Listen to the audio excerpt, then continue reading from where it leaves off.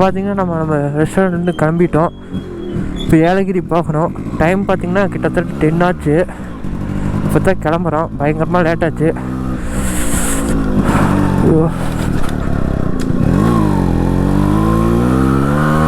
இன்னும் ரூட்டெல்லாம் எதுவும் போடல.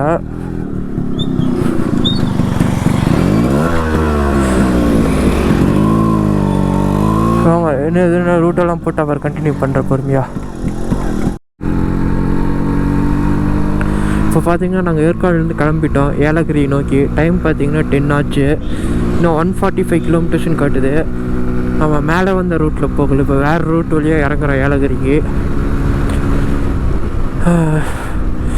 பயங்கர லேட் ஆயிடுச்சுங்க. காலையில் 7க்கு கிளம்புறதா பிளானு. ஆனால் இப்போங்க பயங்கரமாக லேட் ஆயிடுச்சுங்க. அது காலையில் ஒரு பக்கம் போனோங்க. காலையில் ஒரு வியூ பாயிண்ட் போனோம். அது பேர் ஏதோ ஹெவன் எட்ஜுன்னு ஏதோ ஒரு அங்கே இங்கேருந்து 18 கிலோமீட்டர்ஸுங்க. அது போகிற பிளான் இல்லை. சும்மா நார்மல் ரைடு போகலான்னு நான் கோப்ரோ பேட்ரி எல்லாம் சார்ஜ் போட்டுவிட்டு கோப்ரோ ரூம்லேயே வச்சுட்டு போயிட்டோங்க. ஃபோன்லேயும் சார்ஜ் இல்லை. சரின்னு போட்டுட்டு போயிட்டோங்க. அப்புறம் அங்கே அப்புறம் போனதுக்கப்புறம் பார்த்தா ஃபாகெல்லாம் வெறியாக இருக்குது. நாங்கள் போன வியூ பாயிண்ட்டு தாறுமாறு வேறு லெவலு.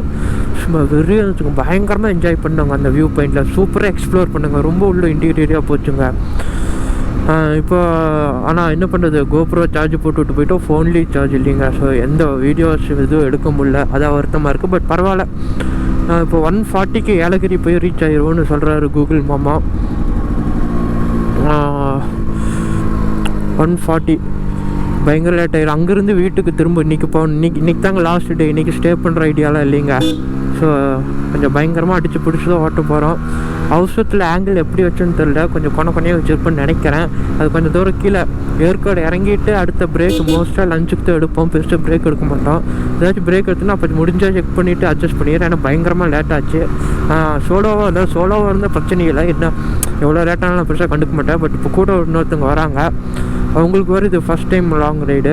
ஸோ அவங்க வீட்டில் எல்லாம் நைட் டைம்லாம் யோசிப்பாங்களே என்ன. ஆனால் அவங்க 2 பேருமே என்னோட பெரியவங்க தான். பட் இருந்தாலும் எதுக்கு அவங்களுக்கு தான் ஃபஸ்ட் டைம். ஸோ அவங்களோட எக்ஸ்ட்ரீமுக்கு ஃபஸ்ட் டைமே புஷ் பண்ணுறது அவ்வளோ நல்லதில்லை. அதனால பெருசாக டைம் வேஸ்ட் பண்ண மாட்டேன்னு நினைக்கிறேன். சரி பார்க்குறேங்க. இப்போ நம்ம ஸ்டே பண்ணி இந்த ஹோட்டல் பற்றி சரி வேண்டாம், கொஞ்சம் தூரம் போயிட்டு கொஞ்சம் தூரம் நல்லா ரைட் பண்ணிட்டு அப்புறம் நாங்கள் ஸ்டே பண்ணி இந்த ஹோட்டல் பற்றி சொல்கிறோங்க. இந்த ரூட்டு பார்த்திங்கன்னா பயங்கர நெத்து குத்தலாக இறங்குதுங்க. டக்குன்னு இறங்கிடுவோம் போல். பயங்கர ஸ்டீப்பாக இறங்குது. கொஞ்சம் பொறுமையாக தான் ஓட்ட வேண்டியதாக இருக்குது.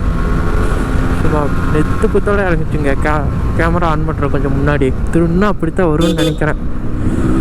அங்கே பாருங்கள் எப்படி இறங்குது பாருங்கள். அப்படியே சொல்லுன்னு இறங்குதுங்க. டக்குன்னு இறங்குதுங்க.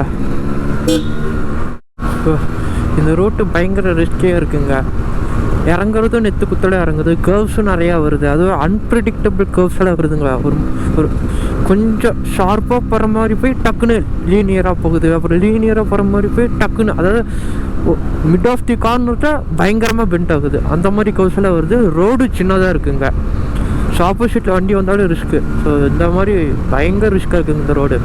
ஆனால் இதில் ஓட்டுறதுக்கும் நல்லா புது எக்ஸ்பீரியன்ஸாக இருக்குங்க. நிறைய கற்றுக்கிறோம். நிறைய நியூ ஸ்கில்ஸ் நிறையா கற்றுக்கிற மாதிரி இருக்குங்க. இந்த ரோட்ஸ்லாம் ஈஸியாக கற்றுக்கலாங்க. ஸ்கில் டெவலப்மெண்ட்டுக்கு இந்த மாதிரி ரோட்ஸில் போகிறது சூப்பர், ரொம்ப நல்லதுங்க. ஆனால் இந்த ரோடு இறங்கினா சீக்கிரம் இறங்கிடலான்னு நினைக்கிறேங்க. அதுக்கு சீக்கிரம் கீழே வந்த மாதிரி தெரியுது பிளைன்ஸ்க்கு. பார்ப்போம்.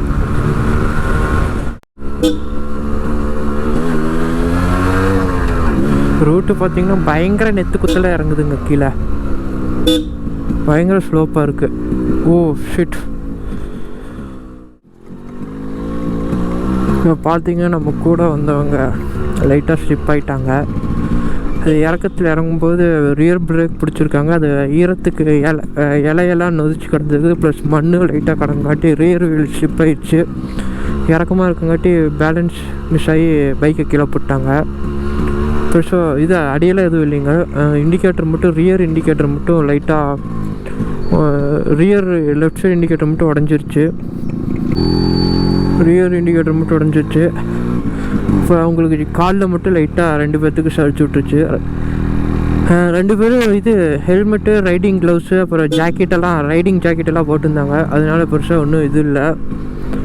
காலில் மட்டும் ஒன்றும் போடாததுனால லைட்டாக சாச்சு இருந்துச்சு. மற்றபடி எந்த பிரச்சனையும் இல்லை. ஓகேங்க, நான் இப்போது கட் பண்ணிக்கிறேன். கீழே போயிட்டு அது அவங்களுக்கு எதாவது அந்த அவங்க கீழே போயிட்டு என்ன எதுங்கிற பார்த்துட்டு அப்புறம் கண்டினியூ பண்ணுறாங்க. கொஞ்சம் நேரத்துக்கு நான் வ்ளாக் பண்ணல. இன்னும் நம்ம ஏற்காடுலேருந்து கீழே இறங்கல.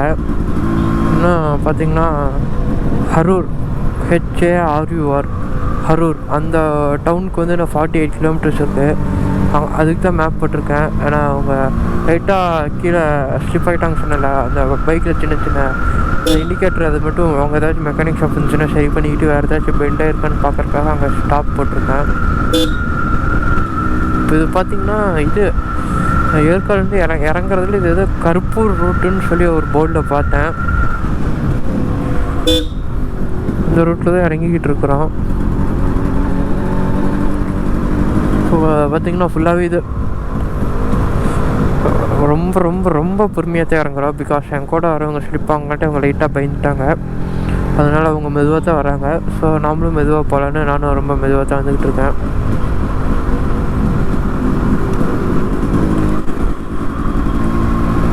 இப்போ இறங்குறது பெருசாக கவர் பண்ணுவோன்னான்னு தெரியல. ஏன்னா அவங்க ஸ்லிப்பாங்காட்டி கொஞ்சம் இது எல்லோரும் பேனிக் ஆகிட்டாங்க அவங்க 2 பேரும். ஏன்னா அவங்களுக்கு இதான் ஃபஸ்ட் ரைடே ஸ்லிப்பாங்காட்டி லைட்டாக பேனிக் ஆகிட்டாங்க. அதனால எனக்கும் அது மட்டும் இல்லாமல் எனக்கும் லைட்டாக மூடு சரியில்லை. ஆனால் டைம் பார்த்திங்கன்னா ரொம்ப லேட் ஆகிடுச்சு. 11:30 ஆகிடுச்சு. பயங்கர லேட் ஆகிடுச்சு. ஏலகிரி போயிட்டு எத்தனை மணிக்கு வீட்டுக்கு போவோன்னு தெரியல. இன்றைக்கும் நைட் ரைட் தான் பண்ணணும்னு நினைக்கிறேன். எனக்கு அதனால் லைட்டாக மூட் ஆஃபாக இருக்குது.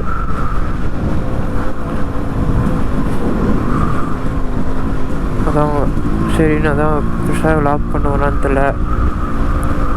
இப்போ பாருங்கள் ஃபுல்லாக பாறையாக இருக்குது. மழை பெஞ்சால் பாறை எல்லாம் சரிஞ்சு வந்துடுமோ. பிரேக்ஃபாஸ்ட் சாப்பிடல, பிரேக்ஃபாஸ்ட்டு ஸ்கிப் பண்ணிட்டோம். அதனால் இப்போ கொஞ்சம் லைட்டாக பசிக்குது. ஏன்னா நைட்டு கொஞ்சம் ஹெவியாக சாப்பிட்டோம். அதனால் காலையில் பிரேக்ஃபாஸ்ட் ஸ்கிப் பண்ணிட்டோம். கீழே போயிட்டு ஹரூரில் தர்மபுரி போயிட்டு அங்கே தான் லஞ்ச் சாப்பிட்டோம். லஞ்சுக்கு ஏலகிரி போகலான்னு பிளான் போட்டிருந்தோம். பட்டு அந்த ஸ்லிப் ஆனதில் கொஞ்சம் இது ஸ்லிப் ஆனதில் கொஞ்சம் அங்கே கொஞ்சம் லேட் ஆகிடுச்சுல. பைக்கு பார்த்துக்கிட்டு எல்லாம் பண்ணிக்கிட்டு இருக்கையில் அடியெல்லாம் யாருக்கும் எதுவும் இல்லை. காலில் மட்டும் 2 பேர்த்துக்கும் லைட்டாக சரிச்சுட்ருக்கு. மற்றபடி எதுவும் இல்லை. எனக்கு யாருன்னு தெரியல. கொஞ்சம் மனசு கஷ்டமாக இருக்குது. ஏன்னா போன தடவை வால்பாறை வந்தப்போ நம்ம கூட வந்தவங்க லைட்டாக ஸ்லிப் ஆகிட்டாங்க. இந்த தடவை கூட வந்தவங்க ஸ்லிப் ஆகிட்டாங்க. ஏன்னு தெரில. 2 டைமே 2 பேரும் எனக்கு முன்னாடி தான் ஸ்லிப் ஆனாங்க. எப்படின்னா அவங்க அவங்க எனக்கு முன்னாடி போயிட்டு இருப்பாங்க, நான் பின்னாடி வந்துக்கிட்டு இருப்பேன்.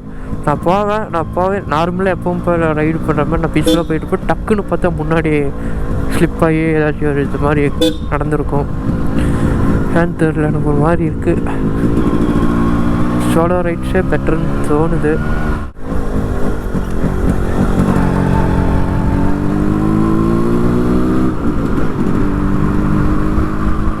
சொல்லுங்க, ரைடுன்னா எவ்வளோ சகஜம்தான். அது மட்டும் இல்லாமல் அவங்களோட RX பார்த்திங்கன்னா லைட்டாக இது நிறைய மாட்ஸ் பண்ணியிருந்தாங்க. இன்ஜின்லலாம் நிறைய மாடு பண்ணி வச்சுருந்தாங்க. பிரேக்கே அலைவீல் போட்டிருந்தாங்க. ஒரு பிரேக் பார்த்திங்கன்னா நம்ம சிண்டாவில் எப்படி இருக்குது, நம்ம சிண்டா அப்புறம் R15 பெரிய எல்லா மோஸ்ட்டாக பெர்ஃபார்மன்ஸ் பைக்ஸ்னு இப்போ வர எல்லா பைக்லையும் எப்படின்னா ஃப்ரண்ட்டு பிரேக் தான் ரொம்ப கான்சன்ட்ரேட் பண்ணியிருப்பாங்க. ரியர் பிரேக் வந்து கொஞ்சம் ஏன் இருக்குன்னே தெரியாத மாதிரி தான் இருக்கும். அதான் என்னை கேட்டால் அதுதான் சேஃப். கரெக்ட் பிரேக்கிங் டெக்னிக் தெரிஞ்சவங்களுக்கு அதுதான் நல்லது. பட் இந்த பைக்கில் பார்த்திங்கன்னா அவங்க மாடிஃபை பண்ணி வச்சுருந்தாங்க பிரேக்கை. எப்படி வச்சுருந்தாங்கன்னு பார்த்தீங்கன்னா ஃப்ரண்ட்டு பிரேக் வந்து ரியர் பிரேக் மாதிரி ரொம்ப ரொம்ப சாஃப்டாக பிடிக்குதா இல்லையானே தெரியாத அளவுக்கு வச்சுட்டு ரியர் பிரேக்கை பயங்கர ஷார்ப்பாக வச்சுருந்தாங்க. அதனால கூட இந்த கிராஷ் ஆகிருக்கலான்னு நான் நினைக்கிறேன். விடுங்க, இப்போ பேசி என்ன ஆக போகுது.